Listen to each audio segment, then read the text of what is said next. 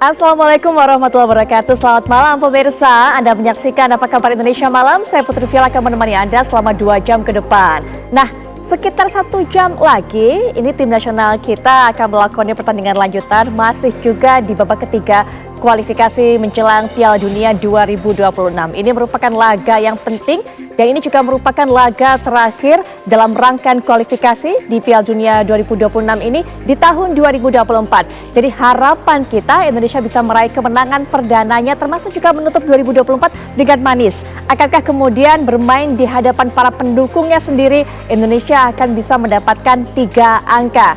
Bicara mengenai pendukung, ini juga yang sepertinya sibuk diklaim oleh masing-masing pasangan calon gubernur dan juga calon wakil gubernur Jakarta pemilihan tahun 2024 ini.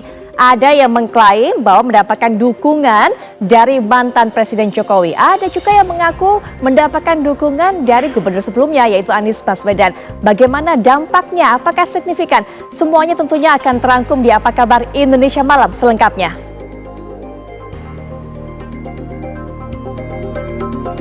Ya.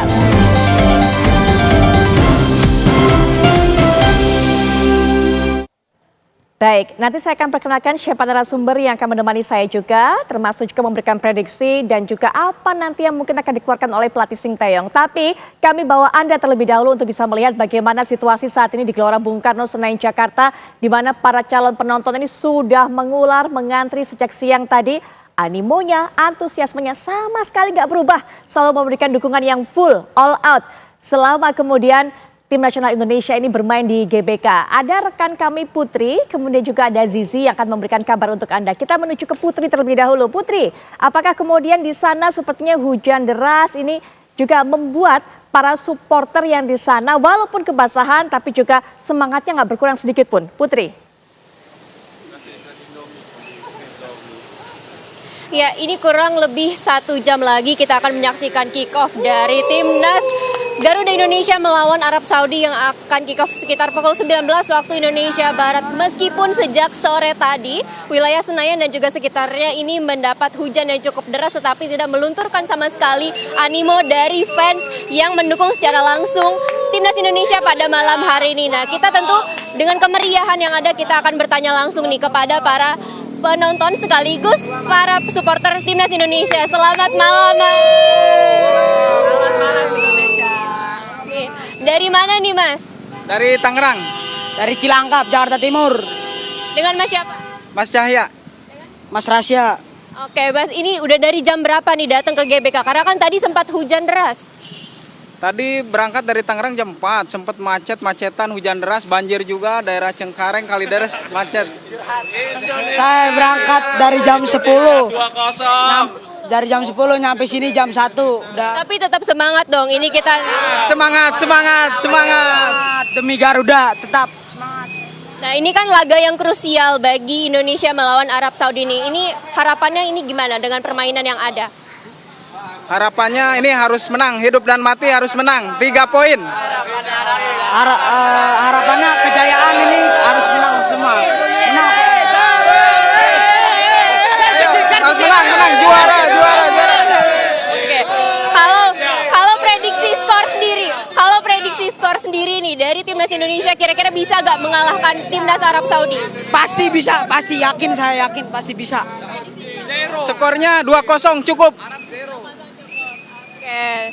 Terima kasih, Mas. Kita akan disaksikan nanti malam sekitar pukul 19 waktu Indonesia Barat untuk menyaksikan laga Timnas Garuda melawan Arab Saudi. Dan pemirsa, ternyata hujan ini tidak melunturkan sama sekali semangat para supporter yang datang langsung ke GBK untuk menyaksikan Timnas Garuda Indonesia.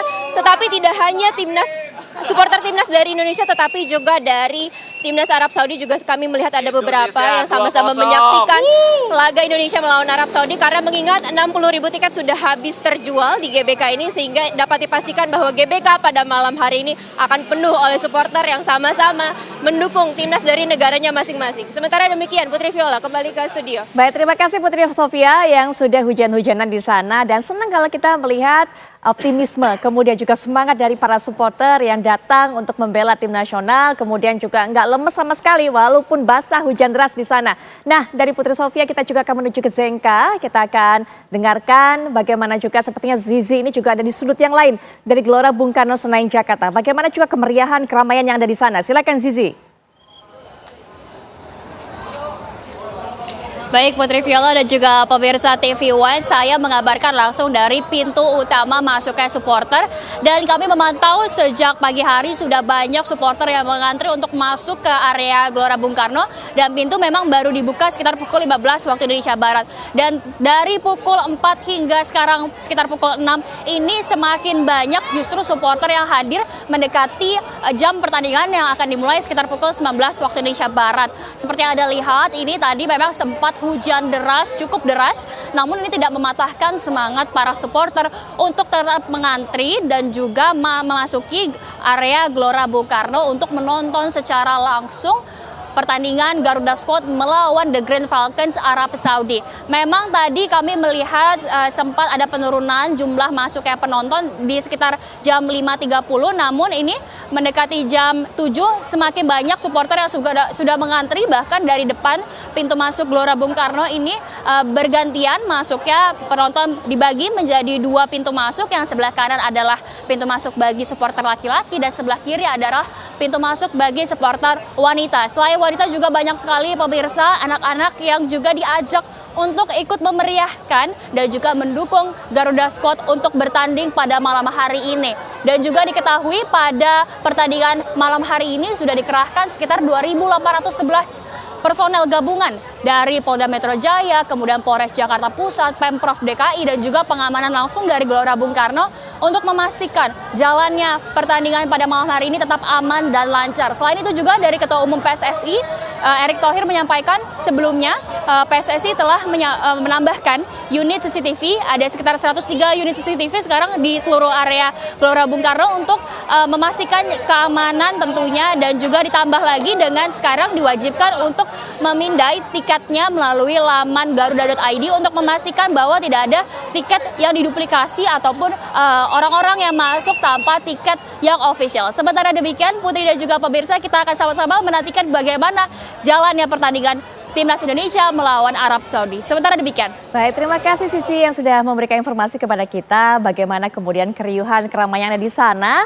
Walaupun hujan, sudah sempat saya katakan juga tadi nggak lemas, kemudian juga para penonton ataupun juga para supporter ini nggak mengendurkan semangatnya. Sekarang mereka sedang antri berbondong-bondong untuk mulai masuk ke dalam GBK. Selamat bertugas kembali teman-teman dan juga semoga bisa menikmati pertandingan yang ada di sana. Nah, tapi ternyata ada rekan kami satu lagi, bukan cuma 2, karena memang banyak sekali titik di sana yang bisa kita pantau untuk melihat animo dan juga semangat para supporter. Ada Laura Luis yang juga berada di salah satu titik di Gelora Bung Karno Senayan Jakarta yang juga akan memotret bagaimana aktivitas para supporter, para pendukung di sana. Silakan Laura. Ya, selamat malam Putri dan juga pemirsa. Saya mengabarkan di titik yang berbeda dengan Putri Sofia dan Zinka Nela tadi, di mana ini titik di Plaza Timur.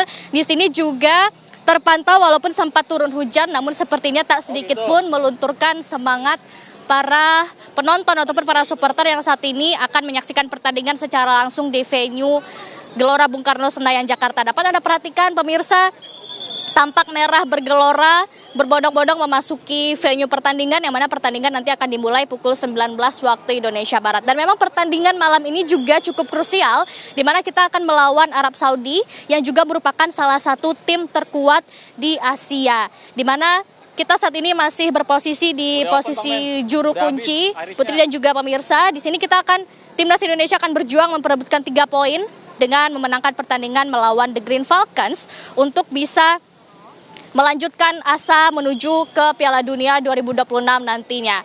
Adapun memang Arab Saudi ini termasuk tim yang cukup kuat di Asia, di mana dalam 16 kali pertandingan Indonesia belum pernah memenangkan pertandingan melawan Arab Saudi sekalipun.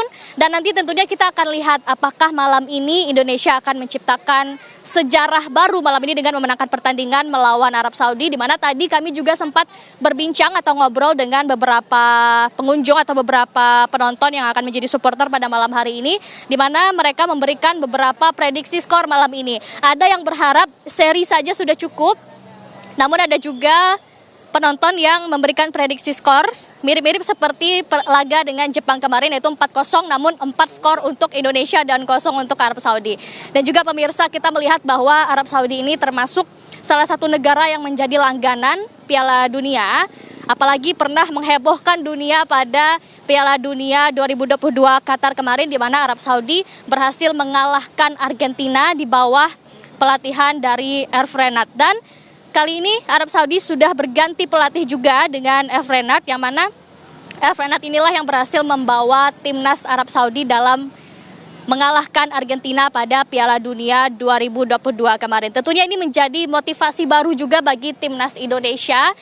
Tapi kita juga memiliki pemain-pemain yang hebat tentunya dari timnas Indonesia, seperti pemain naturalisasi maupun pemain yang berdarah Indonesia asli, seperti Kevin Dix salah satunya. Walaupun Kevin Dix malam ini diputuskan tidak dapat melanjutkan permainan karena cederanya yang cukup parah, di mana kita hanya bisa melihat Kevin Dix ini bermain selama 40 menit pada laga melawan Jepang kemarin.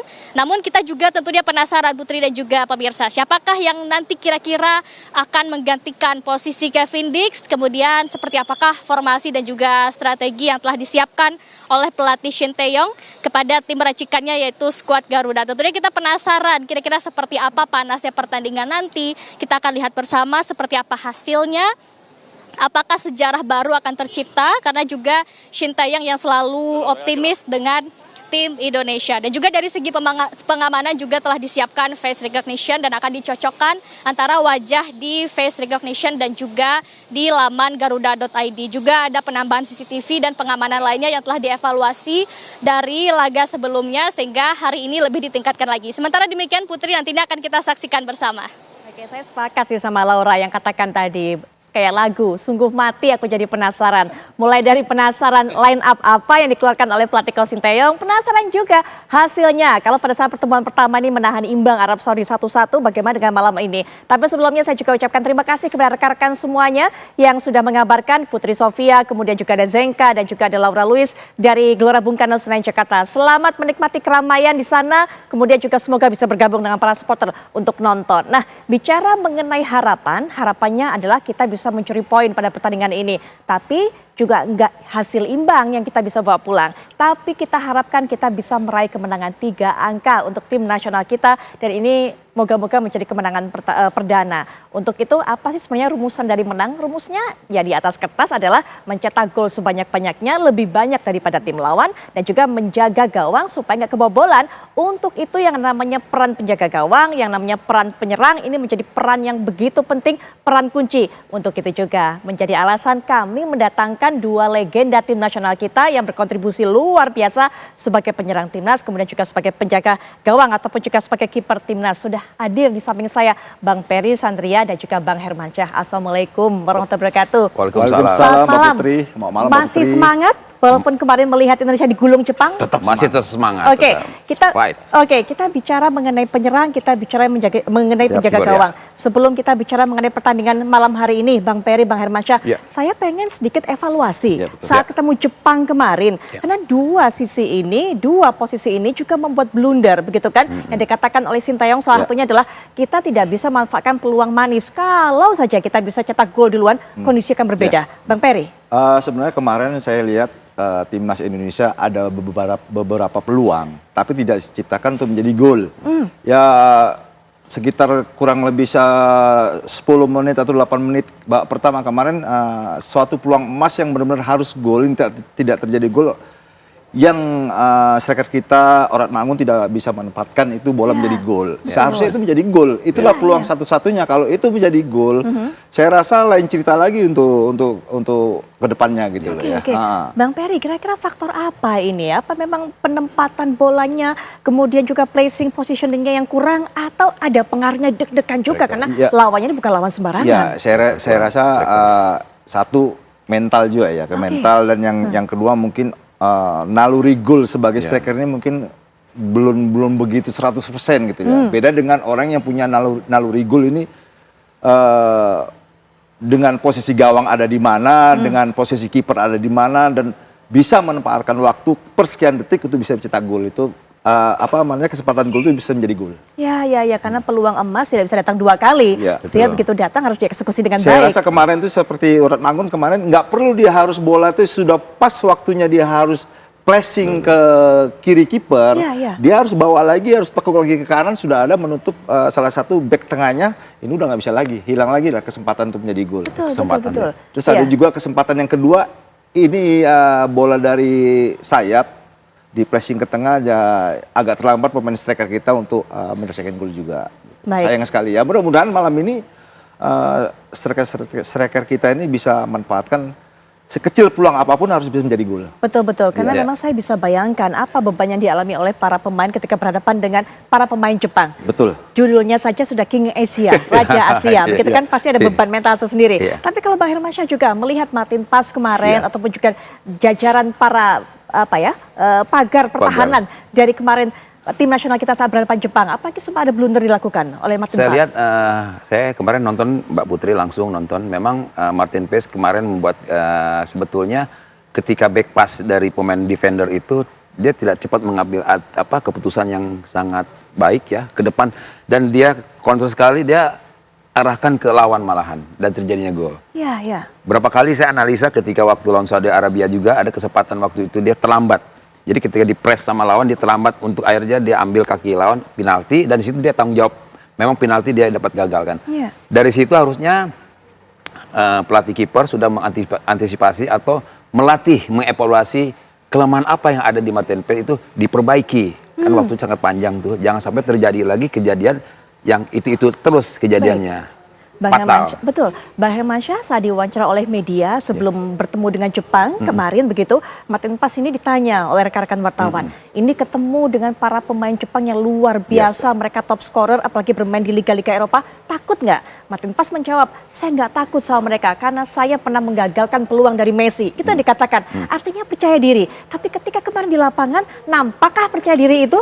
Saya lihat kemarin juga kayaknya nggak kelihatan kepercayaan dirinya seorang Martin Paes ya. Karena pemain Jepang memang di atas rata-rata pemainnya saat dia fresh itu sangat bagus ya. Cuman satu ya, jadi saat itu scanning ya, membaca situasi permain kurang cepat Martin Paes untuk mengantisipasi.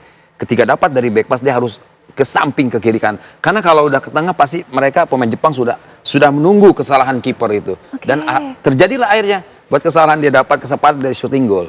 Ya. Nanti kita akan lanjutkan lagi Bang Hermansyah, Bang Ferry, terutama melihat bagaimana peluang Indonesia saat berhadapan dengan Arab Saudi di malam hari ini. Karena Arab Saudi memang kalau Indonesia peringkatnya di dasar klasemen di posisi 6, kemudian juga Arab Saudi di peringkat 3, tapi bukan artinya Arab Saudi ini posisinya aman, nyaman, tenang-tenang saja.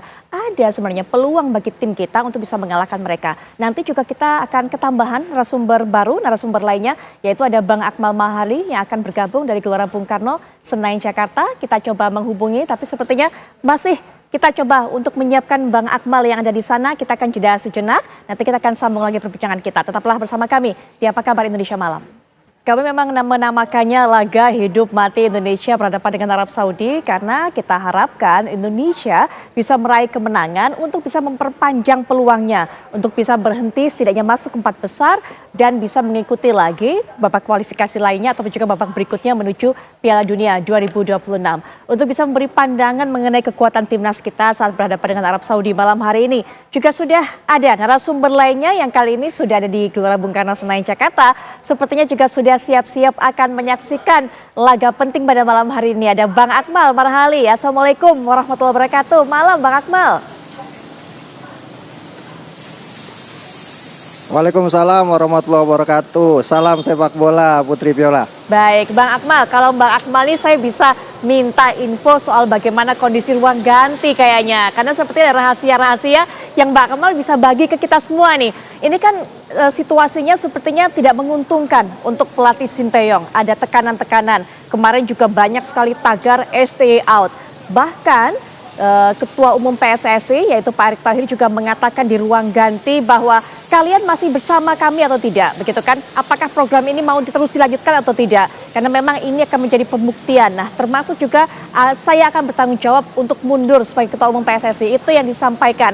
Belum lagi para pemain, ada yang ditinggal Kevin Dix cedera dan sebagainya. Jadi Bang Akmal, ada nggak informasi kepada kita begitu bagaimana situasi moral dari para pemain, situasi kebatinan yang bisa mempengaruhi jalannya pertandingan pada malam hari ini?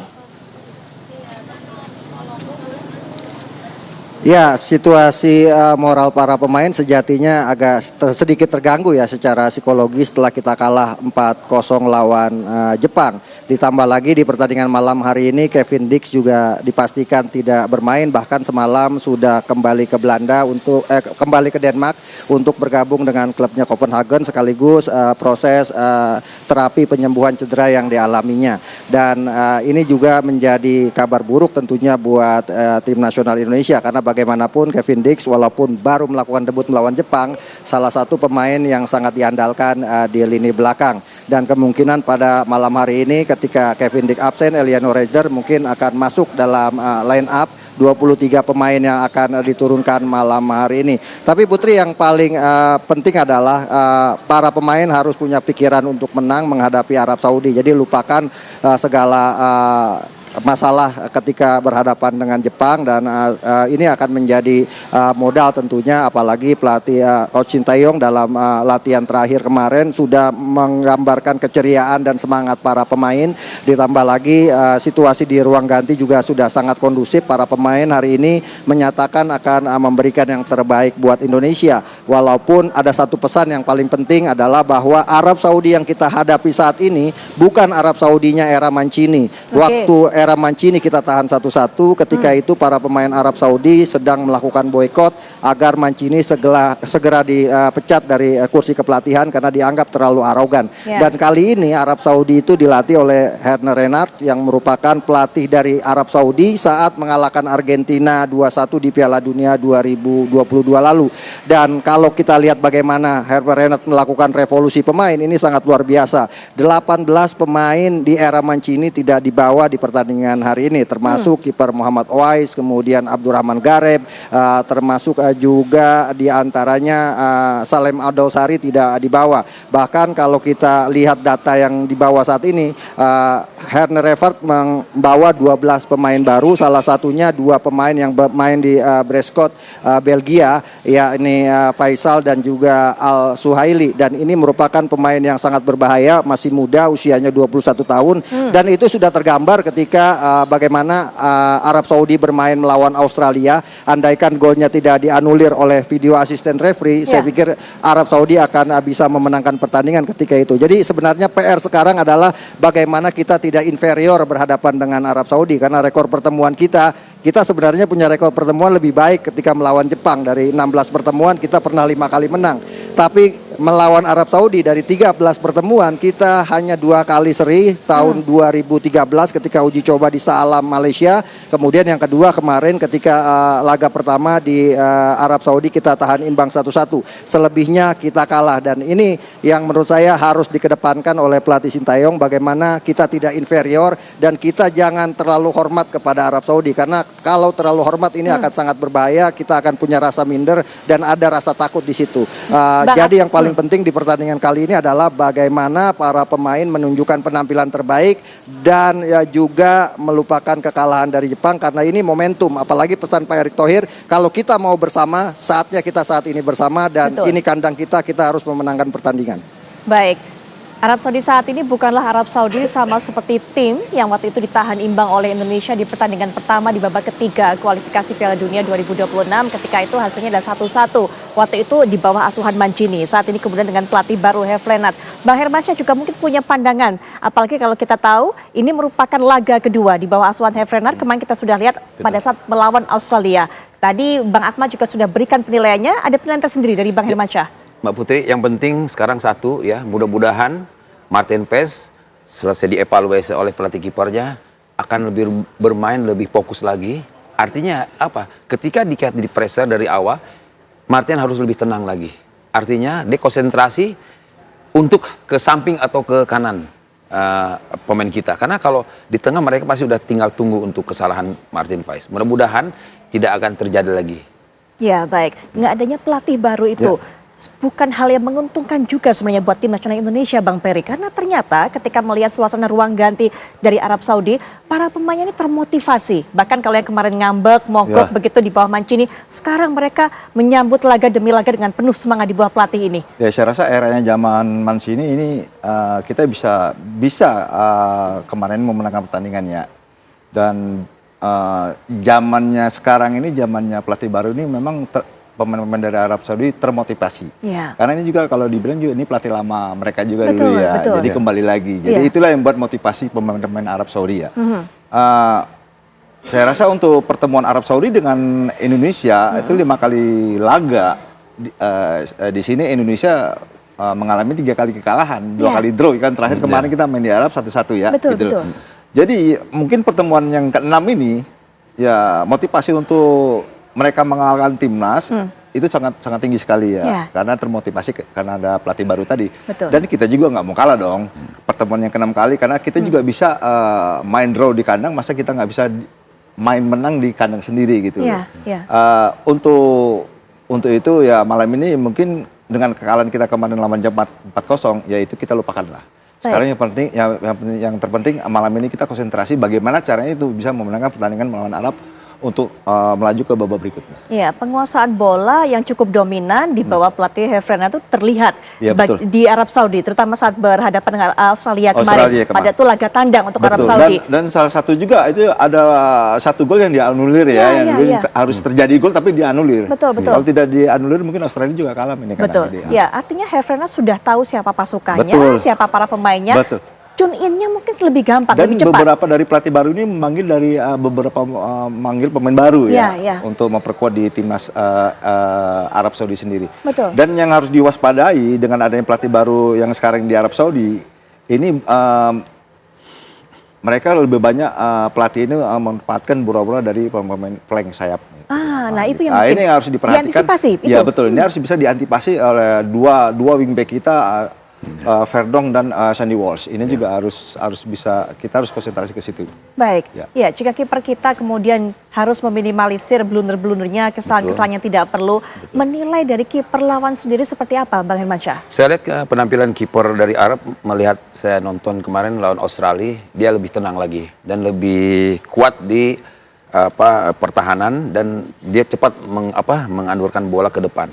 Artinya kita harus jeli juga. Martin Paes ketika kita mendapatkan serangan balik harus akurasinya harus cepat ke samping ke kiri karena Arab pasti mereka akan inisiatif untuk menyerang pressing dari awal. Baik. Dan kiper harus fokus 200%. Harus fokus, itu yang harus dilakukan. Saya sudah memegang line up ataupun juga starting 11 yang dikeluarkan oleh pelatih Sinteyong untuk menghadapi Arab Saudi pada malam hari ini. Kita akan lihat bagaimana Martin Paes ini juga masih dipercaya untuk menjaga gawang dari Indonesia. Kemudian juga Jay Etzes masih juga mengemban ban kapten. Ada Rizky Ridho juga, pemain Indonesia yang terus dipercaya untuk bisa mengisi barisan pertahanan. Ada Sandy Walsh, Marcelino Ferdinand, diberikan kesempatan juga Bang Peri. Kemudian juga ada Rafael Strijk, Ragnar Oratmangun, kemudian juga Calvin Verdong, Ivar Jenner, ada Tom Hay, kemudian juga nanti dibutuhkan juga bagaimana pergerakannya di lini tengah. Kemudian ada Justin Hopner juga yang kita harapkan bisa kokoh menjaga pagar ataupun juga tembok dari Indonesia. Apa yang bisa Anda katakan dari line up ini, Bang Peri? Yang saya bisa lihat dari line up yang sekarang ini yang dibuat oleh Sinteyong. Ini akan diperkuat di lini tengah ya. Kita mungkin akan di sini akan istilah kata akan berantem di lini tengah ya melawan Arab ini ya. Karena memang di sepak bola ini kuatnya di lini tengah itu menentukan bagaimana tim ini kita bisa menang. Tapi di lini belakang saya rasa ini saya sangat setuju ya dengan adanya Rizky Ridho, Bang Jay dan Hopner kali ya. Betul, Hopner main ini tiga pemain belakang ini sudah, saya rasa chemistry ini sudah ketemu. Sangat daripada solid. kemarin diturunkan Kevin Dix yang baru datang saya rasa chemistry ini belum ketemu. Jadi kemarin tuh kesalahan-kesalahan yang tidak perlu itu seperti kesalahan mendasar itu dibuat oleh mereka di pertahanan kita ya. Apalagi dengan kondisi kemarin keadaan situasi hujan. Apalagi sekarang kan keadaan juga situasi hujan. Ini berbahaya dengan bola-bola seperti ini, gampang direbut, gampang lepas juga kadang. Ya, jadi ini harus hati-hati. Dan di tengah di sini saya lihat Tom Haye dengan Ivar kalau nggak salah. Betul, Ivar Jenner. Mungkin untuk menggantikan Natachon ya. Mungkin Natachon kemarin lebih banyak bekerja ekstra ya. Mungkin agak lelah kondisi, mungkin agak dirotasi dengan Ivar. Saya rasa kondisi baru Ivar ini yang terkena akumulasi bisa bermain. Dan di sini juga ada Marcelino, ada Rafa, mungkin juga ada Orat Mangunnya. Ini Ya, saya betul. rasa 3 strikernya harus bisa bekerja sama. Kan. Di sini juga harus bisa seorang Marcelino kalau memang benar-benar main di inti, dia harus bisa mengeluarkan individu yang dia punya. Gitu. Baik, baik. Sebelum nanti Bang Hermansyah bisa bercerita bagaimana kemudian Martin Paes ini bisa mendapatkan rasa aman ketika di depannya ini berdiri para defensa ataupun juga para penjaga pertahanan yang sudah cukup chemistry-nya ataupun juga sudah terjalin chemistry antara mereka. Nanti Bang Hermansyah berikan pandangan, tapi saya juga akan menuju ke Bang Akmal terlebih dahulu. Masih bersama kami ya Bang Akmal? Ya. Ya, Betul. gimana Putri Viola? Ya, Bang Akmal, kalau tadi Bang Peri mengatakan ini fokusnya sepertinya adalah duel di lini tengah yang menjadi inti perseteruan di mereka yang akan dipercaya mengisi barisan tengah ini akan menjadi kunci siapa yang menjadi ataupun juga meraih kemenangan dalam pertandingan kali ini. Pandangan Anda, Bang Akmal? Iya. Ya, ada 3 perubahan signifikan ya dari tim kita saat ini. Beda dengan melawan Jepang di mana ada perubahan. Kevin Dix digantikan posisinya oleh Sandy Walsh. Kemudian Nathan Choaon posisinya digantikan oleh Ivar Jenner yang baru selesai hukuman akumulasi kartu. Dan ditambah posisi Yakob Sayuri digantikan oleh oleh Marcelino Ferdinand. Yang menarik justru saya melihat di bangku cadangan tidak ada Yance Sayuri, kemudian juga tidak ada Ramadan Sananta. Sintayong lebih memilih Hoki Caraka. Buat saya ini sangat menarik pilihannya. Ramadan Sananta dipanggil tapi juga 2 pertandingan tidak masuk line up. Padahal kalau kita bicara misalnya nanti kebutuhan kita untuk melakukan penyerangan ketika kita kalah tertinggal lawan Jepang, kita tidak punya alternatif lini serang di lini depan karena bagaimanapun Hoki Caraka masih terlalu muda. Kita lihat kemarin Rafael Strike sebenarnya sudah habis staminanya, sudah ngos-ngosan di pertandingan, tapi tidak ada pilihan di lini depan sehingga kita tidak punya pilihan yang cukup baik di lini depan saat ini ya.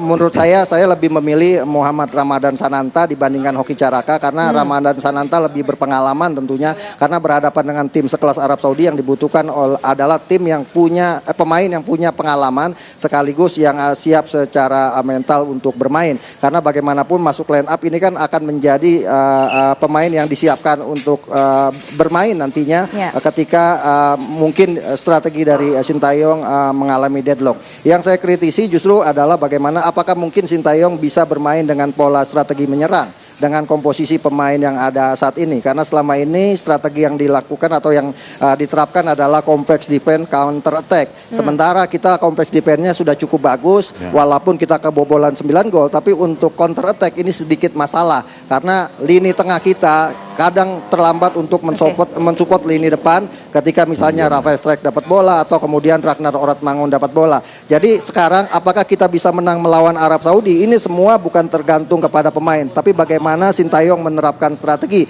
Kalau Sintayong bisa melakukan analisa yang jitu terhadap permainan Arab Saudi saat ini dengan memainkan pola yang sedikit berbeda dengan apa yang selama ini diterapkan dalam 5 pertandingan terakhir, ada potensi kita untuk bisa menang. Tapi kalau kemudian kita tetap bermain bertahan dengan dengan counter attack, saya agak ragu kita bisa memenangkan pertandingan karena kalau untuk menang ada syaratnya adalah harus mencetak gol. Nah, bagaimana bisa mencetak gol kalau kita kemudian bermain bertahan? Saya pikir PR ini justru tantangan ada di Sintayong, tapi saya percaya kalau Sintayong ketika dalam posisi kritis, aura keberuntungannya, aura kemenangannya biasanya muncul dan itu sudah kita alami ketika misalnya di Piala AFF U23 ketika kita kalah 1-2 dari Malaysia, kemudian ketika kita hanya menang 1-0 lawan Timor Leste, keberuntungannya muncul, dan ketika di Piala Asia juga keberuntungannya muncul ketika kita hanya menang lawan Vietnam tapi kita bisa lolos ke babak 16 besar babak 16 besar Piala Asia ketika itu. Artinya kita berharap sekarang bagaimana Sintayong bisa setidaknya hokinya muncul lagi di pertandingan melawan Arab Saudi karena ini adalah pertandingan kunci ya. Kalau kita bisa menang melawan Arab Saudi ini akan mengangkat moral kita karena ke depan nanti kita akan tandang ke Australia, kemudian 2 laga kandang melawan Cina dan Bahrain serta nanti ditutup oleh laga tandang ke markas Jepang. Jadi kalau untuk lolos ke peringkat ke babak keempat kualifikasi Piala Dunia 2026, memang syaratnya menurut saya adalah kita bisa, kunciannya ada nanti di laga Bahrain lawan Cina. Kalau kita bisa menang melawan Cina dan Bahrain, maka otomatis kita bisa lolos ke babak 4 besar. Babak keempat dengan berada di peringkat keempat minimal. Namun demikian sekali lagi melawan Arab Saudi ini akan menjadi kunci karena ini akan menjadi menjadi kekuatan moral kita. Jangan sampai kemudian kita gagal menang atau bahkan kembali gara-gara salah strategi atau eksperimen di lapangan kita misalnya kalah. Ini akan sangat berbahaya. Bukan berbahaya buat posisi Indonesia saja, tapi berbahaya juga buat posisi Sintayong sebagai pelatih. Betul. Baik, Bang Amal terima kasih sudah memberikan pandangannya dan juga bagaimana persiapan dari kedua tim tadi. Selamat untuk bisa masuk ke dalam GBK dan juga bisa menyaksikan bagaimana performa timnas malam hari ini berhadapan dengan Arab Saudi. Terima kasih juga sudah berkenan diganggu waktunya. Terima kasih Bang Amal, selamat malam. Wassalamualaikum warahmatullahi wabarakatuh. Kita akan jeda sejenak, nanti kita akan melanjutkan perbincangan bersama Bang Hermansyah, Bang Peri Sandria yang menemani saya di studio sesaat lagi. Ya, baik pemirsa, kita lihat bagaimana situasi yang ada saat ini di Gelora Bung Karno Senayan Jakarta 8 menit jelang kick off. Tadi kalau kita lihat juga bagaimana para penonton ini sudah mulai masuk ke dalam gedung ataupun juga dalam stadion GBK untuk bisa menyaksikan pertandingan yang begitu penting ini Indonesia berhadapan dengan Arab Saudi. Walaupun saat ini juga masih ada para penonton yang masih mengantri dan juga masuk ke dalam stadion GBK. Pengawasan begitu ketat, kemudian juga CCTV disediakan, jumlahnya bahkan diperbanyak untuk membantu kenyamanan dan juga keamanan dari para supporter. Karena memang bukan hanya dihadiri oleh para supporter tuan rumah saja, ataupun juga para pendukung Indonesia, tapi juga para pendukung dari tim lawan, tim tamu. Kemarin kedatangan para supporter dari Jepang, kemudian juga kedatangan saat ini tentunya para supporter dari Arab Saudi yang memang tiba juga di Jakarta untuk mendukung tim kesayangan mereka yang berjuluk Green Falcon. Kita kembali lanjutkan perbincangan bersama Bang Peri, kemudian juga ada Bang Hermansyah bersama saya. Tadi sudah sempat saya singgung sebelum jeda, bagaimana Martin Paes harusnya merasa aman karena pelapisnya yang di depan ini adalah para penjaga pertahanan cukup solid, chemistry-nya sudah terbangun, sehingga harusnya ada rasa kepercayaan diri yang tumbuh dari Martin Paes, Bang Hermansyah. Betul Mbak Putri, jadi sekarang catatan khusus untuk pemain defender, jangan sering-sering back pass ke kiper. Jadi kesempatan ada momen untuk menyerang. Saya ngelihat kemarin melawan Jepang itu sering kali back pass ke kiper. Nggak perlu back pass, dia back pass. Padahal kesempatan untuk bisa support dari tengah atau samping itu ada. Karena sering kali buat back pass ke kiper, akhirnya Martin Paes berapa kali selalu salah. Terakhir dia buat kesalahan, dia counter sekali, dia kasih ke pemain tengah Jepang. Dan di situ kesempatan Jepang untuk cari kesalahan pemain Indonesia untuk bisa cetak gol.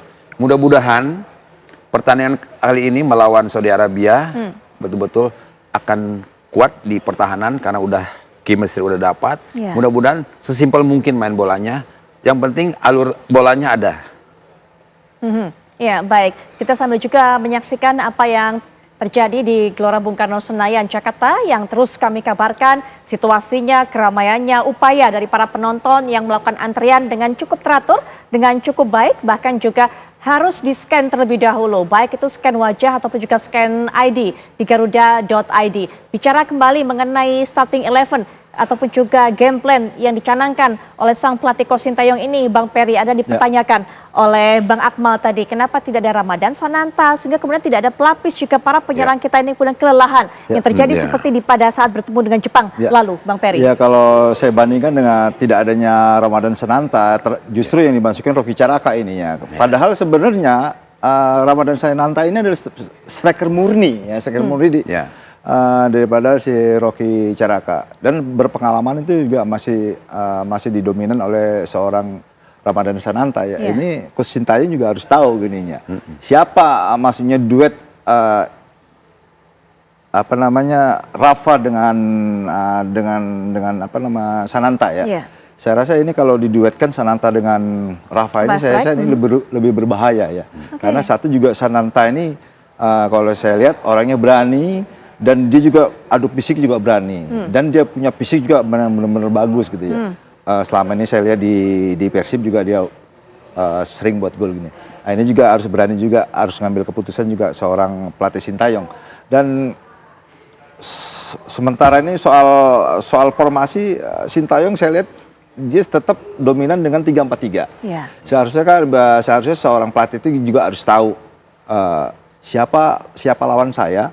dan saya harus buat dengan formasi apa ini. Oke. Jadi jangan hanya dipertahankan 3-4-3. Ya bisa juga pakai 4-4-2 atau juga 3-4-2-1 seperti Jepang. Ya. Jadi selama ini formasinya tetap baku dengan 3-4-3. Baik, terakhir mungkin Bang Hermansyah, Ya. tidak cukup fleksibel formasi yang diajukan ataupun juga dipertontonkan, direncanakan oleh Coach Sintayong ini saat berhadapan dengan lawan-lawan. Bagaimana kemudian kepercayaan dari Bang Hermansyah melihat para pemain ataupun juga starting 11 yang dipercaya oleh Coach Sintayong menghadapi Arab Saudi yang kita sudah bahas dari tadi, Iya. bukan lagi Arab Saudi di era Mancini. Mudah-mudahan ya selesai dievaluasi melawan Jepang, pemain-pemain Indonesia akan lebih baik lagi penampilan, akan modal untuk memenangkan ada. Karena kita tuan rumah didukung oleh supporter. Jadi Indonesia harus main Spartan. Bagaimanapun harus Spartan main bola. Karena kalau enggak kita akan ketinggalan. Dengan penampilan sekarang pelatih baru Renats dari Saudi Arabia, mereka sudah dapat chemistry-nya sudah dapat. Jadi mungkin lebih baik lagi mungkin ya. Jadi kita harus bermain Spartan dan tidak mengenal lelah.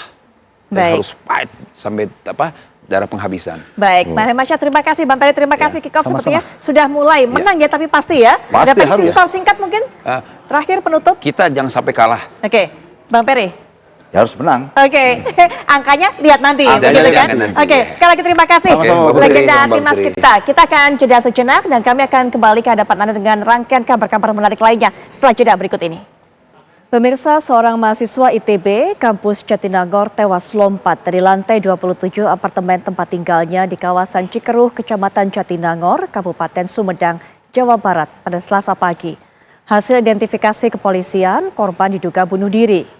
Mahasiswa tersebut diketahui berinisial YAA, usia 20 tahun, warga Jakarta yang berkuliah di ITB kampus Jatinangor, Sumedang. Korban tinggal di apartemen tersebut sendirian di lantai 27. Tim Inafis Satreskrim Polres Sumedang yang berada di lokasi pun langsung memasang garis polisi dan melakukan olah TKP. Dari hasil olah TKP dan pemeriksaan CCTV, polisi menduga korban diduga bunuh diri dengan cara lompat dari jendela kamarnya di lantai 27. Pasalnya sebelum korban lompat dari apartemen, korban nampak kebingungan dan sempat bolak-balik keluar masuk kamar. Tidak ditemukan catatan apapun terkait motif korban bunuh diri. Dan usai olah TKP, jenazah korban dibawa ke Rumah Sakit Sartika Asih Bandung untuk diotopsi dengan menunggu persetujuan pihak keluarga yang telah berangkat dari Jakarta.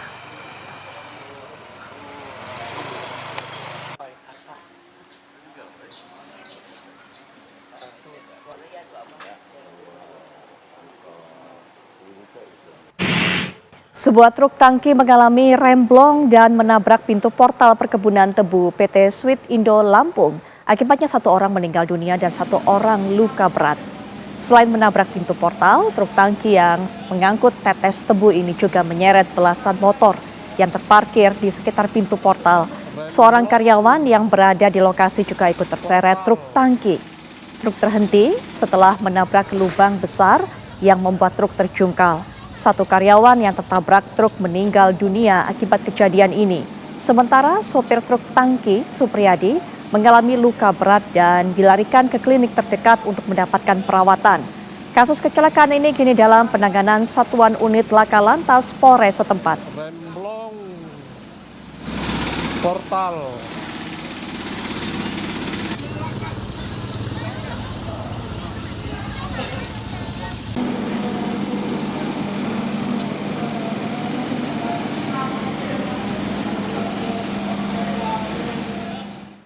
Sebuah truk trailer tertimpa pohon besar yang tumbang di Jalan Raya Jonggol, Cariu, Desa Sukamanah, Kecamatan Jonggol, Kabupaten Bogor, Jawa Barat.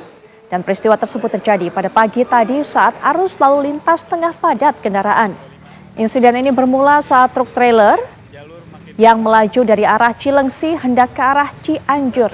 Namun saat melintasi jalur tersebut, sebuah pohon besar yang menjuntai ke jalan tersangkut bagian atas truk hingga akhirnya mengakibatkan pohon tumbang dan menimpa badan truk. Akibatnya bagian depan truk ringsek dan kaca depan truk pecah. Peristiwa ini juga mengakibatkan kemacetan di sekitar lokasi kejadian. Tim BPBD dan Basarnas serta polisi yang tiba di lokasi berupaya mengevakuasi pohon tumbang. Pohon akhirnya berhasil dievakuasi oleh petugas setelah 1 jam kemudian dan arus lalu lintas di kedua arah pun kembali dilintasi oleh kendaraan.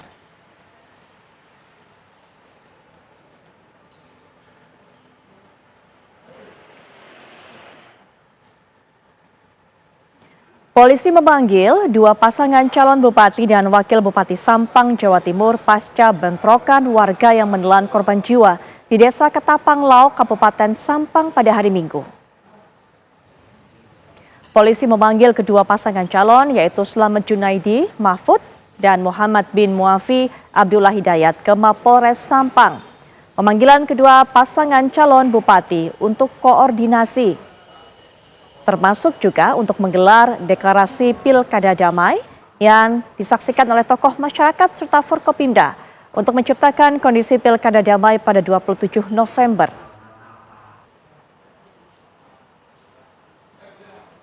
Sementara tim Polres Sampang dan Polda Jawa Timur juga telah membekuk dua orang berinisial A dan S yang diduga terlibat pengeroyokan hingga tewas. Kedua pelaku diduga mengeroyok hingga tewas korban berinisial J di Desa Ketapang Lauk, Kecamatan Ketapang, Kabupaten Sampang. Dari penangkapan ini polisi menyita senjata tajam celurit sebagai barang bukti. Sebelumnya polisi juga menangkap pelaku pengeroyokan berinisial FS.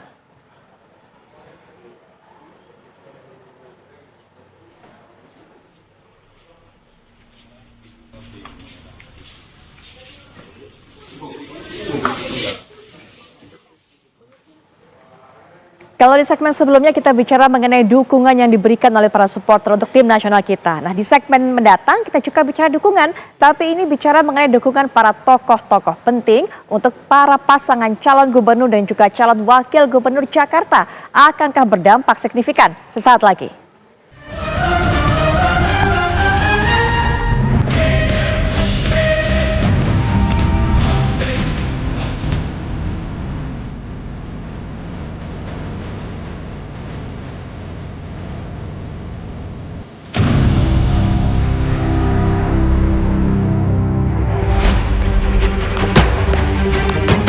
Sepekan jelang hari pencoblosan Pilkada Jakarta 2024, dua pasangan calon, Ridwan Kamil Suswono dan Pramono Anung Rano Karno, berebut pengaruh dari dua tokoh penting, Presiden ke-7 Republik Indonesia Joko Widodo dan mantan Gubernur Jakarta Anies Baswedan. Pada Jumat lalu, Pramono Rano mengunjungi kediaman Anies di Lebak Bulus, Jakarta Selatan. Kunjungan ini terungkap dari unggahan di media sosial ketiga tokoh tersebut. Seolah tak mau kalah, Ridwan Kamil pun mengklaim telah mendapatkan dukungan dari Presiden ke-7 RI Joko Widodo.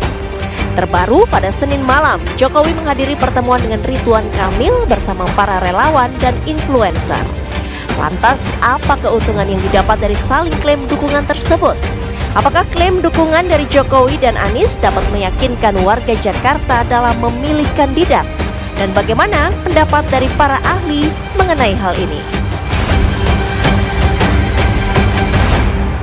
Gambar-gambar yang Anda saksikan tadi adalah gambar-gambar yang tercapture yang bisa kita lihat menunjukkan sebuah keharmonisan. Bahkan juga tidak salah kalau saya bilang adalah sebuah kemesraan yang terjalin dari masing-masing pasangan calon dengan tokoh yang disebut, yang dideklarasikan sebagai tokoh yang memberikan dukungannya, memberikan endorsementnya. Tadi kita lihat bagaimana Mas Pram, Bang Dul, sepertinya mesra sekali, kompak sekali dengan Pak Anies Baswedan. Bahkan juga kalau Anda sempat membuka di media sosial, ini sempat dikatakan juga oleh Mas Pram bahwa saya menemukan kopi yang enak saat ini, yaitu kopi buatan dari istrinya Pak Anies Baswedan. Nah, kemudian kita juga tadi lihat bagaimana Pak Jokowi datang ke Jakarta, kemudian mengatakan saya juga akan ikut bergabung, juga diundang dalam kampanye akbar dari Bang ataupun juga Kang Ridwan Kamil atau Kang Emil begitu dengan Pak Suswono. Bahkan tadi juga mengatakan Pak Jokowi ini, saya tahu track recordnya seperti apa, sehingga kemudian yang oke pilihannya adalah ya pasangan calon nomor urut 1 sebagai gubernur dan juga wakil gubernur Jakarta. Tapi apakah kemudian klaim dari masing-masing paslon ini yang mengatakan didukung oleh tokoh-tokoh yang luar biasa, yang satunya adalah mantan gubernur Jakarta yang memiliki masa yang luar biasa, anak abah yang kita tahu. Yang satunya juga ini merupakan mantan Presiden Indonesia, Pak Jokowi yang juga luar biasa masanya, ini bisa berdampak signifikan terhadap masing-masing pasangan calon. Kita akan gali lebih dalam mengenai hal ini, kita akan dengarkan bagaimana pandangan dari Mas M. Triandika atau Muhammad Triandika Kurniawan selaku pengamat politik Universitas Bagri. Assalamualaikum warahmatullahi wabarakatuh. Selamat malam. Waalaikumsalam, Mas Mbak Ri. Putri.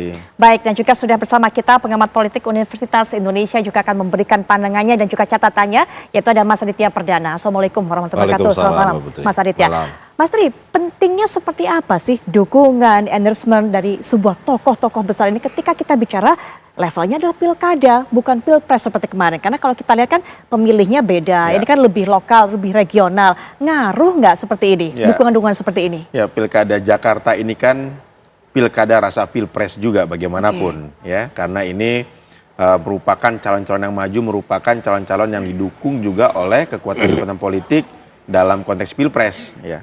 Bahwa Kang Emil dan pasangan Ridho ini merupakan representasi dari Kim Plus, ya. Kemudian juga di sisi lain ada Pramono Anung dan juga Rano Karno representasi dari PDIP.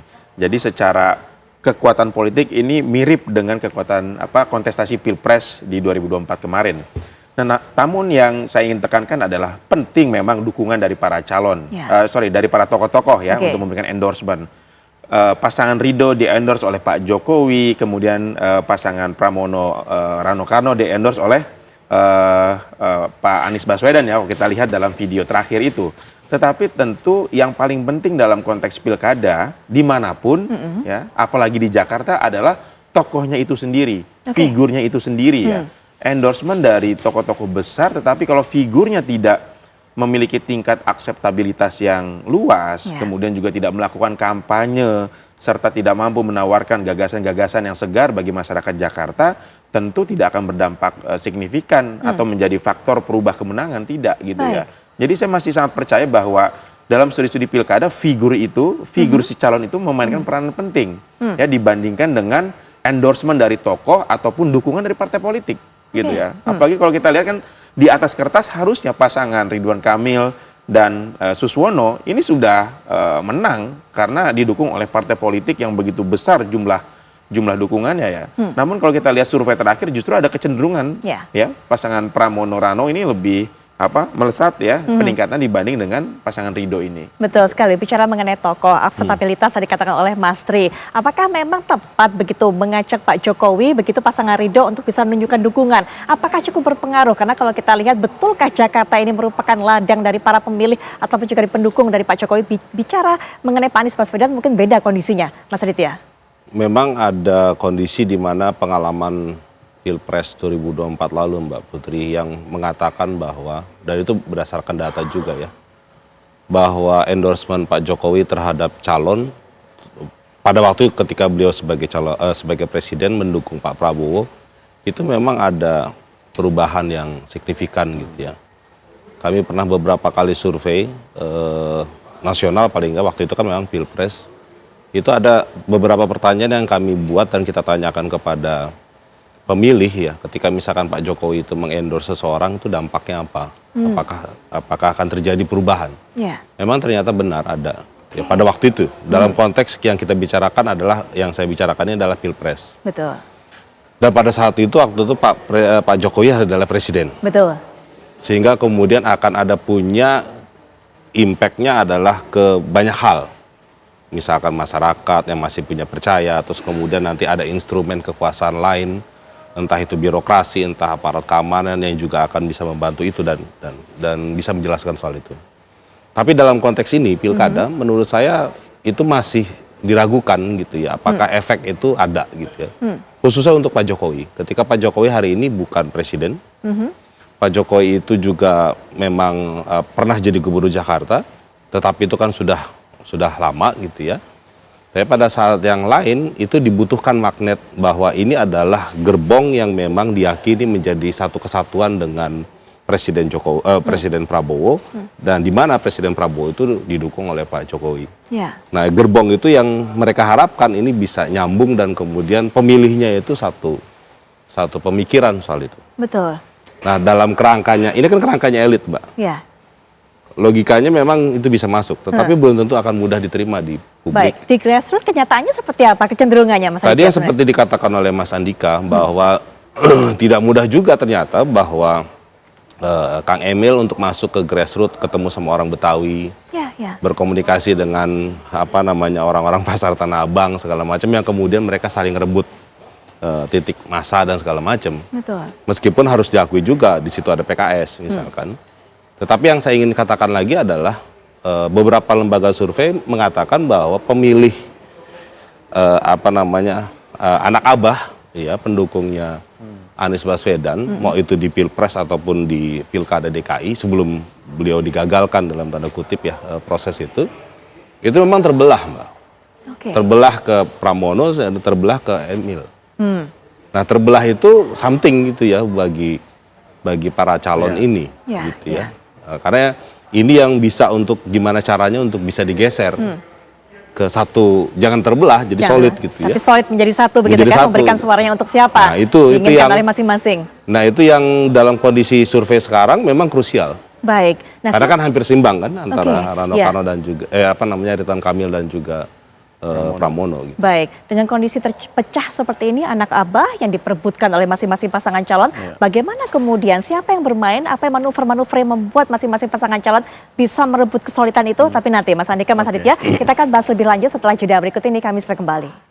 Kita kembali dengan perbincangan. Mas Andika, tidak bisa dipungkiri bahwa kemana kemudian para pendukung Anies Baswedan akan berlabuh, anak Abah ini menjadi rebutan, menjadi perhatian kita juga. Kalau tadi sempat dikatakan sepertinya terpecah, tapi apakah kemudian dengan Gez Khalifa kemarin datang pada saat debat mengatakan saya mewakili Anies, itu artinya sudah bagaikan dirijen yang mengkonsolidasi semuanya suara anak Abah bahwa akan menuju Mas Pram semuanya. Keunggulan untuk pasangan 3. Jadi memang kalau dilihat dari manuver para pendukung Anies Baswedan, kita lihat lebih cenderung sekarang ke pasangan Pramono Anung dan Rano Karno. Bahkan juga dalam foto terakhir antara Pramono dan Anies Baswedan itu nampak sekali ya gesture positifnya, aura positif bahwa dukungan Anies ini nampaknya akan mengalir kepada Pramono Anung. Dan kalau kita lihat juga di jalan-jalan sudah banyak posko-posko para pendukung Anies Baswedan yang memberikan dukungan kepada Pramono Anung. Jadi kalau dilihat dari fakta sosial hari ini gitu ya, sangat bisa dibaca jelas bahwa para pendukung Abah ini, Anies Baswedan lebih cenderung memilih Pramono Anung dibandingkan dengan Ridho ya, pasangan Ridho.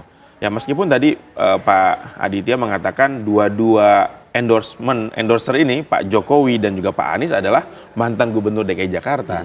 Tetapi satu sisi ya sebenarnya mendekati Pak Jokowi bisa jadi memberikan dampak positif, dampak elektoral ya. Bagaimanapun Pak Jokowi juga punya pendukung di Jakarta.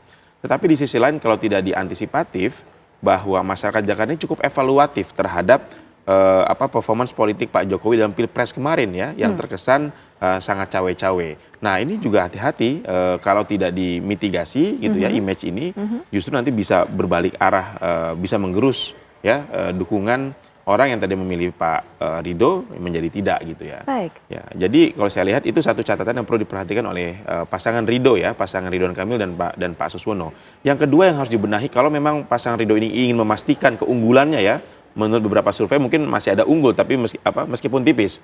Itu juga harus mengkonsolidasi partai-partai pendukungnya. Kita tahu secara jumlah partai pendukung dari pasangan Ridho ini jauh lebih banyak dibandingkan dengan pasangan Pramono dan Pak Rano gitu ya. Tetapi kalau kita lihat sekarang konsentrasi dari partai politik pendukung pasangan Ridho ini tidak solid, terpecah-pecah, mungkin terpecah ke pilkada lain, juga mungkin terpecah kepada urusan politik nasional yang saat ini juga masa konsolidasi ya, di mana Pak Prabowo menuntut ketua umum parpol yang juga menjadi menteri untuk konsentrasi juga nih untuk mengawal tugasnya sebagai menteri ya. Di sisi lain juga jumlah yang banyak ini ya kalau tidak diramu dengan tepat gitu ya oleh dirijen yang solid yang bisa diikuti ya oleh para anggota parpol ini justru akan berbalik arah gitu ya, saling mengandalkan pada akhirnya. Jangan-jangan partai A mengandalkan partai B, partai B mengandalkan partai C dan sebagainya. Pada akhirnya tidak ada yang bekerja di partai politik pendukung Pak Ridho ini, pasangan Ridho ini.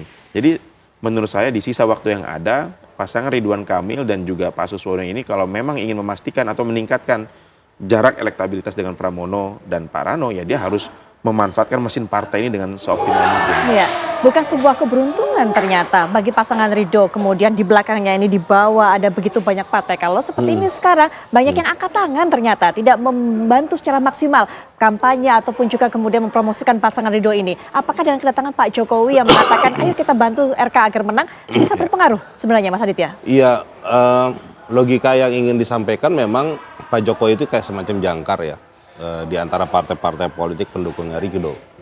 Tetapi memang yang tadi disampaikan oleh Mas Andika juga bisa kita jadikan catatan buat timnya Ridho bahwa yang menjadi penting itu adalah mereka bersama-sama bergerak bersama untuk memenangkan ini pasangan ini gitu. Jangan kemudian saling mengandalkan satu sama lain, menganggap bahwa ini ini aja yang bekerja karena memang sudah dapat posisi yang lebih baik gitu ya. Gitu ya.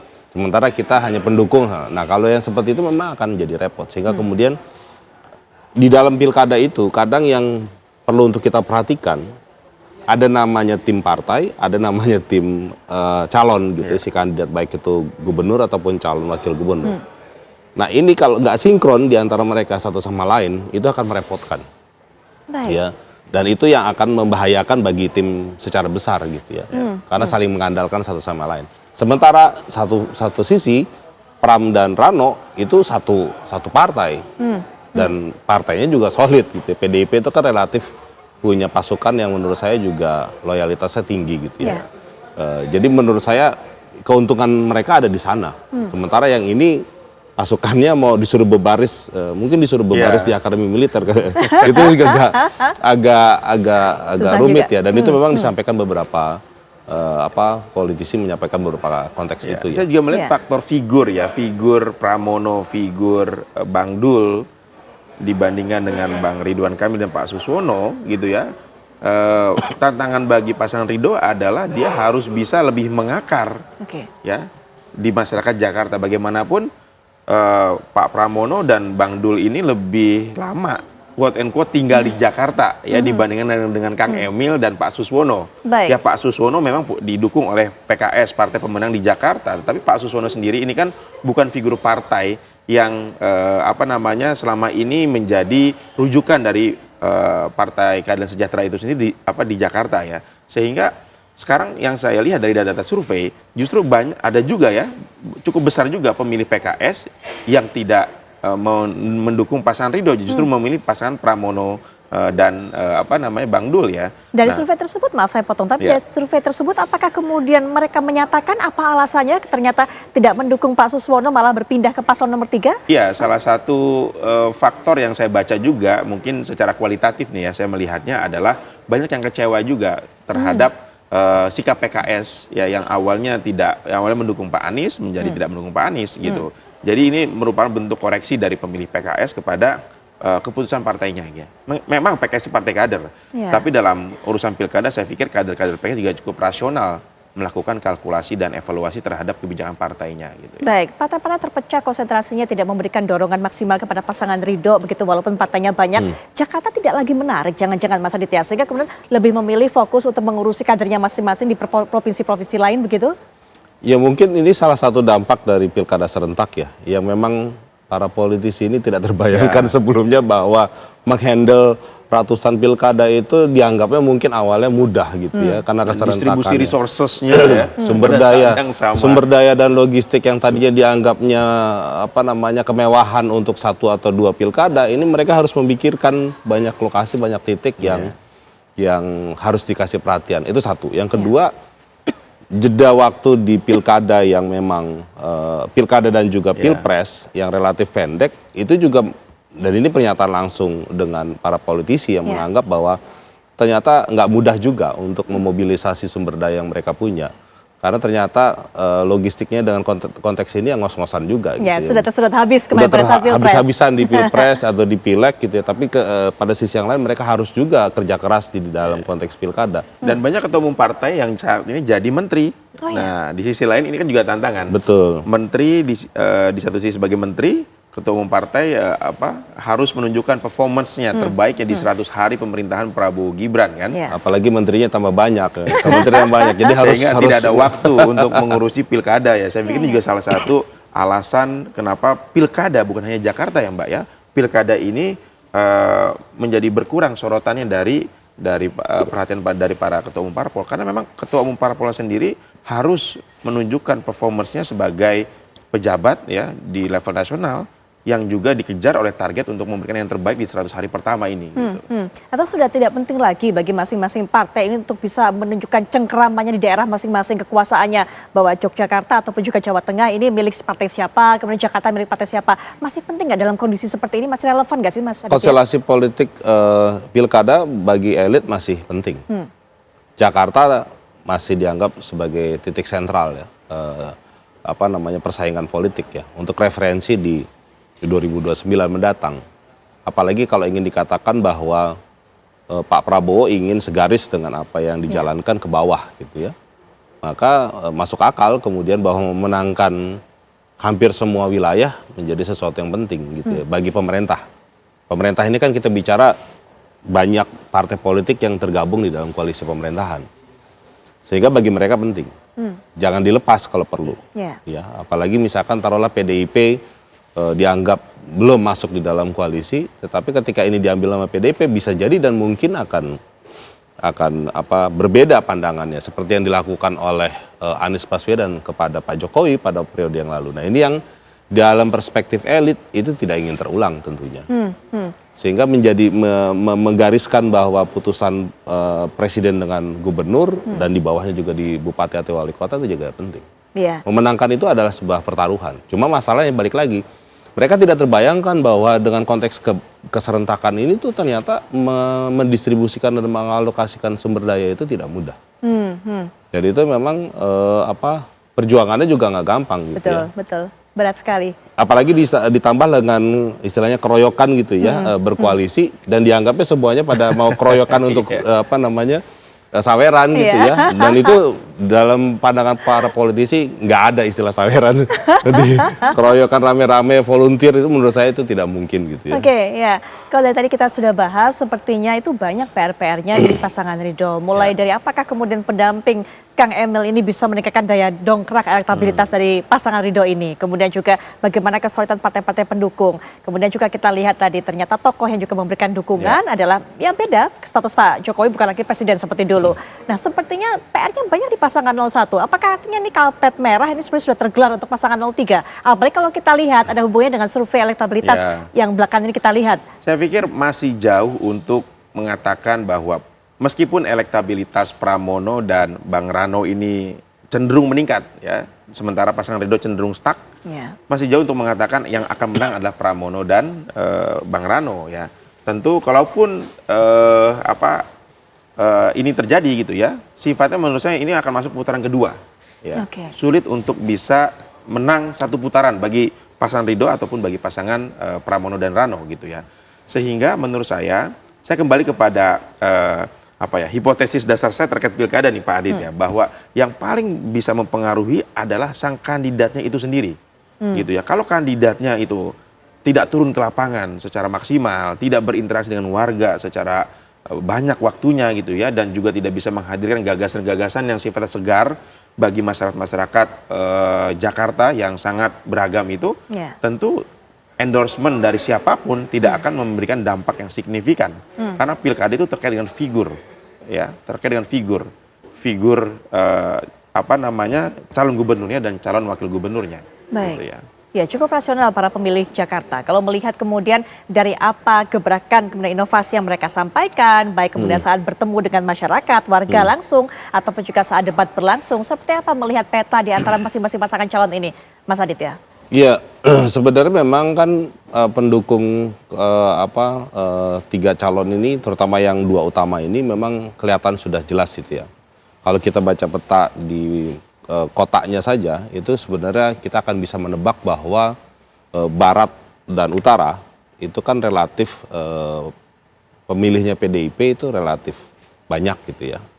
Nah, sementara Jakarta Timur, kalau kita perhatikan memang pendukung Muslim itu cukup kuat, dan Selatan. Artinya yang ini Selatan dan Pusat itu mungkin dia lebih relatif campur atau bahkan mungkin lebih ke Muslim ya. Sehingga dari sisi itu saja, itu sebenarnya mudah kita ingin mengatakan bahwa Pram sama Rano Karno itu akan mudah dapat suara di barat dan utara, tetapi yang pemilih muslimnya ini akan bisa kemana-mana gitu ya, bahkan seharusnya itu bisa dimiliki secara optimal dari pasangannya Ridwan Kamil dan juga Suswono, karena mereka paling nggak kayak misalkan PKS dia akan bisa dapat basis di Jakarta Selatan atau Jakarta Timur yang memang wilayah muslimnya cukup dominan gitu ya. Nah ini yang pemetaan sederhana itu saja itu sebenarnya mudah kita bisa lihat dan kita prediksi ya. Tapi ternyata bukan hanya faktor itu saja, irisan-irisan itu. Tapi memang balik lagi tadi yang disampaikan oleh Mas Andika bahwa si calon itu tetap harus keliling gitu ya. Makanya saya setuju itu Pak Jokowi menantang Pak Pram yang bilang katanya Pak Pram bisa nggak untuk keliling sehari 12 kali segala macam, itu memang benar penting gitu ya untuk bisa paling nggak salaman berkeliling atau silaturahmi dengan kelompok masyarakat. Nah, apakah itu dilakukan oleh seluruh calon yang ada? Itu menurut saya juga kewajiban, bukannya sunnah. Para calon ini menurut saya, saran saya jangan terlalu sibuk untuk safari ke elit-elit nasional. Ya, kalau Jakarta ini saya lihat justru yang paling berpengaruh ada elit-elit di level organik. Tokoh ulama, tokoh masyarakat, ketua umum dari Forkabi ataupun organisasi masyarakat di level lokal, itu yang harus banyak dikunjungi oleh para calon gubernur dan calon wakil gubernur. Iya, sambil saya sambil kita lihat juga di layar kaca ini, Mas Andika, Mas Aditya. Kalau tadi kita sudah berbicara mengenai dukungan dari anak Abah, dari para pendukung Pak Anies Baswedan. Nah ini mungkin juga Ahoker, para pendukung juga Pak Ahok. Sepertinya juga kalau kita lihat gambar ini sudah bisa menjelaskan kepada kita ke arah mana suara para Ahoker ini. Ini sekali lagi menguntungkan paslon nomor 03, Mas Aditya. Iya, karena memang kalau Ahoker kan kita bisa meyakini bahwa Ahok itu adalah bagian dari PDIP, itu clear, jelas. Tapi pada sisi yang lain tentu yang tadi saya bilang juga bahwa mungkin ada irisan-irisan yang bisa mengatakan bahwa Ahok itu akan adalah pemimpin yang punya ketegasan dan rasionalitas yang tinggi, sehingga kemudian ada irisan yang di daerah lain, wilayah lain yang juga memang dia punya intensi soal itu. Jadi saya pikir memang itu akan jadi menarik gitu ya. Dan selain Ahokers kan tentunya soal Pak Anies ya, Pak Anies yang kemarin pertemuannya dengan tertawa renyah dan segala macam itu kan bukti untuk mengatakan bahwa Anies itu sudah berpihak kepada Pram. Betul. Meskipun kalau kita baca fenomenanya itu sehari atau 2 hari setelah mereka ditetapkan, itu mereka kan ketemu di CFD gitu ya. Itu sebenarnya sinyalnya udah kelihatan dari awal gitu ya. Cuman mungkin ada satu situasi yang belum ketemu dan belum tuntas atau mereka mulai bersepakat nanti aja di akhir gitu ya, agar kemudian nanti semuanya bisa diterima dulu sama Anies gitu ya, dan kita tidak tahu. Tapi yang saya amati yang dilakukan oleh Pak Pramono ini kan mengikuti formula politik di level nasional ya. Kalau kita lihat misalnya mempertemukan atau menggabungkan masa pendukung Abah dan masa pendukung Ahokers gitu kan. Ini di kontestasi Pilkada 2017 ini kan cukup sangat berseberangan ya. Tetapi sekarang bisa dipertemukan. Dan Pak Pramono saya pikir chef yang bagus juga nih untuk bisa meramu dari 2 kekuatan politik yang tadinya berseberangan menjadi satu. Mirip dengan apa yang terjadi di level nasional, pendukung Prabowo, pendukung Jokowi. Iya, saya sebenarnya tambahkan ya. Soal formulasi yang disampaikan Mas Andika itu, sebenarnya kalau saya melihat dari periode yang kemarin di Pilpres, itu tendensinya bisa memang. Karena kami pernah juga untuk survei mensurvei 2 kelompok ini. Kita tanya itu orang PDIP apakah bersedia untuk milih Anies atau PKS bersedia milih Ganjar misalkan sebagai contoh. Ternyata bisa. Bisa, nggak ada masalah. Jadi sebenarnya nggak ada masalah. Dari sisi itu menurut saya itu tendensi yang bagi saya nggak ada sesuatu yang surprise ya. Bahwa itu bisa ditempelkan atau di blended gitu ya. Cuman baru sekarang aja orang kemudian bilang, wah ternyata ini begini.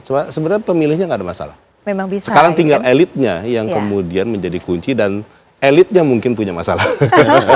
Tapi masalah apapun itu yang dimiliki oleh masing-masing pasangan calon, tugas mereka tentunya memanfaatkan waktu yang tersisa sebelum 27 November untuk bisa merebut hati dari para calon pemilih. Tadi katakan oleh 2 analis di samping saya, bagaimana upaya pendekatan kepada masyarakat, turun langsung, bersentuhan langsung, mendengarkan apa keluhan mereka, bisa menjadi salah satu hal yang membantu untuk mendongkrak suara mereka. Mas Andika terima kasih, Mas Aditya terima kasih. Ya, dan kami akan jeda sejenak, saat kami kembali juga kami akan bawa rangkaian kabar-kabar menarik untuk Anda sesaat lagi. Pemirsa, polisi menangkap pelaku pengeroyokan berinisial FS. Ini merupakan salah satu kabar kriminal yang tadi kami juga sempat tayangkan kepada Anda. Dan kita akan kembali lagi melihat kabar lainnya, di mana ini juga terjadi kasus, dan kami akan kembali tayangkan mengenai kasus tersebut dari Sampang, Madura.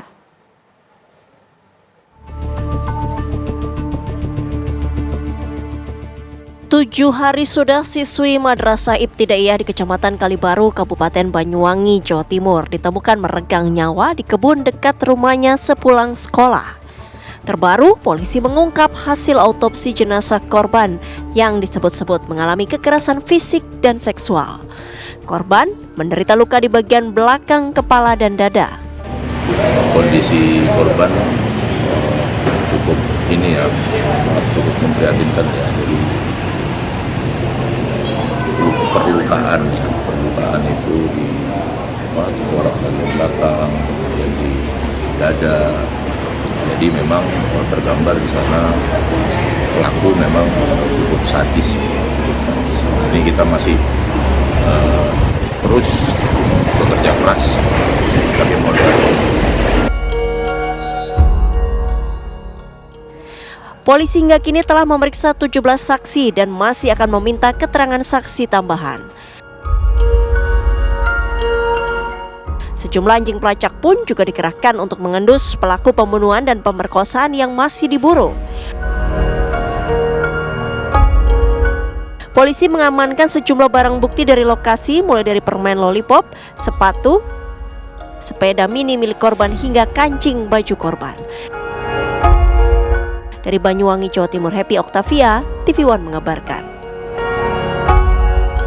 Ya, pemirsa, yang Anda saksikan tadi adalah upaya dari pihak kepolisian untuk terus menemukan siapa pelaku pembunuhan dan juga pelaku pemerkosaan terhadap korban, yaitu seorang siswi Madrasah Ibtidaiyah di Banyuwangi, Jawa Timur. Nah, kami juga akan tayangkan kronologinya, dan diduga memang korban ini mengalami kekerasan seksual dan penganiayaan hingga ditemukan tewas di kebun dekat rumahnya. Kita akan lihat bersama.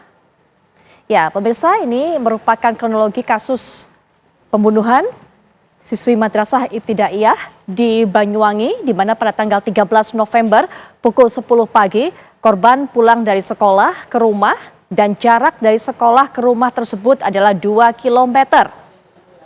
Jadi memang pada saat itu korban ini pulang pada pukul 10 pagi, dan kita melihat apa fakta yang ditemukan lainnya, bahwa setengah jam kemudian ibu dari korban menghubungi wali kelas karena korban ataupun juga putrinya belum tiba di rumah. Tentunya untuk mengetahui apakah betul dan juga memeriksa apakah betul memang korban sudah keluar dari sekolah pada pukul 10 pagi tadi ketika usai kegiatan belajar mengajar. Dan berikutnya tanggal 13 November pada pukul 11, ibu korban mengajak pihak sekolah untuk mencari korban. Jadi ini terjadi 1 jam setelah korban pulang dari sekolah. Apa yang terjadi berikutnya? Kita masih lihat kronologinya. Nah, korban ini kemudian ditemukan sudah tidak bernyawa di kebun, lokasinya sekitar 200 meter dari rumah korban. Yang menemukan adalah ibu dan juga pihak perwakilan dari sekolah. Tentunya kondisi dari korban juga selain tak bernyawa, juga dalam kondisi yang sudah ada penganiayaan ataupun juga bekas-bekas penganiayaan, dan juga kondisi bajunya masih terpasang tapi pakaian dalamnya sudah turun, sehingga kemudian pihak yang menemukan ini juga menduga bahwa sudah terjadi kekerasan seksual terhadap korban.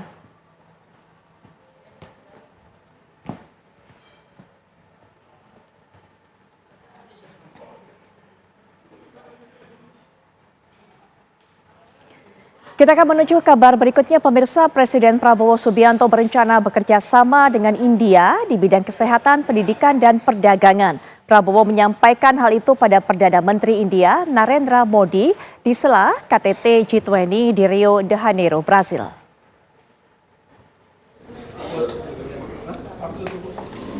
Presiden Prabowo melaksanakan pertemuan bilateral dengan Perdana Menteri India Narendra Modi pada hari Senin. Pada Modi, Prabowo mengatakan Indonesia berkomitmen meningkatkan hubungan baiknya dengan India melalui kerjasama di berbagai bidang. Presiden mengungkapkan pada Modi kebutuhan mendesak Indonesia akan tenaga medis. Prabowo berharap India dapat mengirimkan ahlinya untuk mengajar di perguruan tinggi di tanah air.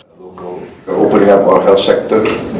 We are opening up even foreign hospitals can open local branches and operate in Indonesia. We are already opening special economic zones. Also in the field of education, excellently. We hope we can increase the number of Indonesian students going to your institutes in India, and also to invite Indian professors, Indian teachers to teach in our because we have a vacuum, we have a shortage of 160,000 medical doctors, a shortage, and we can graduate only 8,000 every year. So I plan to open more medical college, and here we need, I think, perhaps assistance from India to send some specialists to teach in our colleges. Dalam pertemuan ini, Kepala Negara juga menekankan pentingnya kerjasama di bidang perdagangan, khususnya terkait impor beras. Tim TV One mengabarkan.